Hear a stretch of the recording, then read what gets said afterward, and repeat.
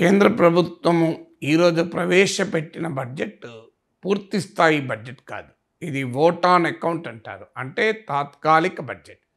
ఎప్పుడైనా ఒక ప్రభుత్వము పూర్తి స్థాయి బడ్జెట్ పెట్టే పరిస్థితిలో లేనప్పుడు తాత్కాలికంగా 3 నెలల కొరకు పద్దుల్ని ప్రవేశపెడతారు. ఎందుకంటే భారత రాజ్యాంగం ప్రకారం పార్లమెంట్ అనుమతి లేకుండా కేంద్ర ప్రభుత్వం ఏప్రిల్ 1 నుంచి ప్రారంభమయ్యే ఫైనాన్షియల్ ఇయర్లో నయా పైసా కూడా ఖర్చు పెట్టరాదు. అందువల్ల ఏప్రిల్ 1కి ముందు బడ్జెట్ను, అది పూర్తి స్థాయి బడ్జెట్ అయినా తాత్కాలిక బడ్జెట్ అయినా పార్లమెంట్ ఆమోదం పొందడం రాజ్యాంగ అవసరం. అందువల్ల ఇప్పుడు ఎన్నికలు ఏప్రిల్లో ఉన్నాయి కనుక కొత్త ప్రభుత్వం అధికారంలోకి వస్తుంది కనుక సాంప్రదాయకంగా ఓట్ ఆన్ అకౌంటే పెడతారు. ఎందుకంటే కొత్త ప్రభుత్వానికి పూర్తి ఇయర్ బడ్జెట్ పెట్టే అవకాశం ఉండాలి కనుక. అందువల్ల ఇదే ప్రభుత్వం మళ్ళీ అధికారంలోకి రావచ్చు, లేదా కొత్త వాళ్ళు కూడా రావచ్చు కనుక పార్లమెంటరీ ట్రెడిషన్ ఏంటి అంటే నెక్స్ట్ కొత్త గవర్నమెంట్కు ఆ అవకాశాన్ని ఇవ్వాలి. అలాగే సేమ్ పార్టీ మళ్ళీ అధికారంలోకి వచ్చినా వారి ప్రియారిటీస్ను బట్టి అప్పుడు బడ్జెట్ను మళ్ళీ రూపొందిస్తారు. అందువల్ల ఇప్పుడు ప్రకటించింది ఓట్ ఆన్ అకౌంట్ కనుక ఇందులో భారీగా మార్పుల్ని చేర్పుల్ని మనం ఆశించలేము. ఎందుకంటే ఆర్థిక మంత్రి కూడా తన బడ్జెట్ ప్రసంగంలో చెప్పారు, ఇది ఓట్ ఆన్ అకౌంట్ కనుక సాంప్రదాయం ప్రకారం నేను పన్నుల్ని కొత్తగా ట్యాక్స్ చేంజెస్ చెయ్యము అని. అందుకే భారీ జనాకర్షణ పథకాలను కూడా ఇందులో ఏమీ ప్రకటించలేదు. అంగన్వాడీలకు, ఆశా వర్కర్లకు ఆయుష్మాన్ భారత్ కార్డులు ఇస్తాం, పర్యాటక రంగాన్ని అనేక రూపాల్లో మేము అభివృద్ధి చేస్తాం, అందుకు రాష్ట్ర ప్రభుత్వాలకు సహకారాన్ని ఇస్తాం. ఇలా కొన్ని ప్రకటనలు మినహా భారీగా ప్రభుత్వం విధానపరమైన ప్రకటనలకు కానీ ఆకర్షణీయమైన జనాకర్షణ పథకాలకు కానీ ఇందులో ప్రకటించలేదు. అందువల్ల ఈ బడ్జెట్ ఎన్నికల ముందు గనక వాస్తవంగా ఇది షార్టెస్ట్ బడ్జెట్. ఆర్థిక మంత్రిగా నిర్మలా సీతారామన్ బాధ్యత చేపట్టాక ఇంత తక్కువ సమయం ఎప్పుడు బడ్జెట్ స్పీచ్ లేదు.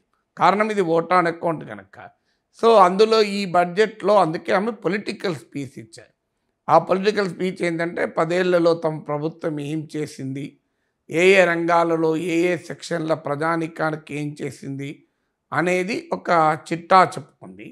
ఎందుకంటే 80 కోట్ల మందికి ఆహార ధాన్యాలు ఇస్తున్నాం, ముద్రా రుణాలు ఇంత మేరకు ఇచ్చాం, ఇలా వివిధ వర్గాల ప్రజానీకానికి ఏమిచ్చాం, పిఎం ఆవాస్ యోజన కింద 2 కోట్ల ఇండ్లు కట్టాం, మళ్ళీ అధికారంలోకి వస్తే మళ్ళీ అదే అంతకన్నా ఎక్కువ కడతాం. ఇలా కొన్ని గత 10 ఏళ్లలో చేసిన పనులు రాబోయే కాలంలో తాము అధికారంలోకి వస్తే చేస్తామనుకుంటున్న పనుల్ని ఒక ఎన్నికల ప్రణాళిక రూపంలో, ఒక ఎన్నికల కరపత్రం రూపంలో మేనిఫెస్టో లాగా ఉండేటువంటి బడ్జెట్ ప్రసంగం మాత్రమే ఉంది. దీంతో పాటు కొన్ని కాన్సెప్ట్స్ అంటే పొలిటికల్ నరేటివ్ అంటారు.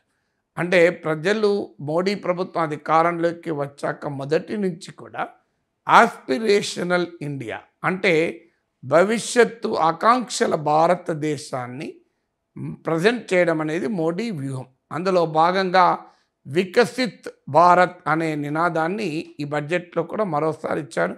వికసిత్ సంకల్ప యాత్ర అన్న పేరిట బీజేపీ ఊరూరా వెళ్ళి గత 10 ఏళ్లుగా తమ ప్రభుత్వం ఏం చేసింది, ఏం చేయాలనుకున్నది కూడా ప్రజలకు చెప్పాలని కూడా అన్నారు. అందువల్ల ఇలా కొన్ని కాన్సెప్ట్ వికసిత్ భారత్ అని, సో ఈ రకమైనటువంటి భావనల్ని ఎన్నికల సమయంలో మరోసారి ఒక డెవలప్మెంట్ ఇమేజ్ ప్రైమ్ మినిస్టర్ మోడీకి ఇవ్వటానికి అనుగుణంగా ఈ బడ్జెట్లో పేర్కొన్నారు. అందువల్ల ఈ బడ్జెట్ తాము అలాగే తమకు కులము లేదు అంటూ 4 కులాలు, రైతులు, మహిళలు, యువకులు, ఇలా పేదలు, ఈ 4 కులాలకే మా బడ్జెట్ ఉంటుంది అని ఒక రకంగా ఎన్నికల స్లోగన్లు ఇవి ఎలక్షన్ స్లోగన్స్ లాగా ఈ బడ్జెట్ ప్రసంగం కొనసాగింది. అందువల్ల బడ్జెట్ ప్రసంగం మొదటి నుంచి చివరి వరకు కూడా ఒక ఎలక్షన్ స్పీచ్ను మరిపించింది తప్ప సీరియస్ ఎకనామిక్ అనాలిసిస్ లేదు. ఒకప్పుడు $5 ట్రిలియన్ అని మానేవారు, ఇప్పుడు $7 ట్రిలియన్ 2030 నాటికి అంటూ కొత్త నినాదానికి కూడా అందుకున్నారు. వాస్తవంగా బడ్జెట్‌తో పాటు ప్రవేశపెట్టే ఆర్థిక సర్వే కూడా ఈసారి ప్రవేశపెట్టలేదు. ఇందుకు ప్రత్యామ్నాయంగా ఇండియన్ ఎకానమీ రివ్యూ అని chief economic adviser Anant Nageswaran రూపొందించిన ఒక నివేదికను మాత్రమే ప్రవేశపెట్టారు. అందువల్ల బడ్జెట్‌లో పెద్దగా విశ్లేషించడానికి ఏముండదు.